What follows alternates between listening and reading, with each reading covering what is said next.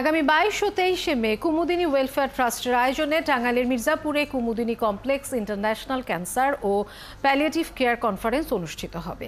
এটির উদ্বোধন করবেন স্বাস্থ্য প্রতিমন্ত্রী ডাক্তার রোকেয়া সুলতানা। গুলশানের কুমুদিনী ওয়েলফেয়ার ট্রাস্ট কার্যালয়ে এক সংবাদ সম্মেলনে জানানো হয়, এই কনফারেন্সে হেলথ কেয়ার বিশেষজ্ঞ, গবেষক ও নীতি নির্ধারকরা তাদের অভিজ্ঞতা বিনিময় করবেন।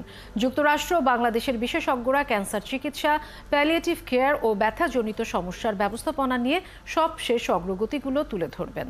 কনফারেন্সে ক্যান্সার নিবারণ, সচেতনতা বৃদ্ধি ও সঠিক সময়ে ক্যান্সার শনাক্ত করা নিয়ে আলোচনা হবে বলেও জানায় কুমুদিনী কর্তৃপক্ষ। ইউএসএর 3টা ইউনিভার্সিটি, 3টা institution, Harvard university, then Massachusetts General Hospital, Simmons university, তারা আমাদেরকে সাপোর্ট করতেছে, ফলে তাদের ডেলিগেশন আমাদের এখানে আসছে। আমাদের ন্যাশনাল এক্সপার্টরা আমাদেরকে সাপোর্ট করতেছেন, ওনারাও স্পিকার।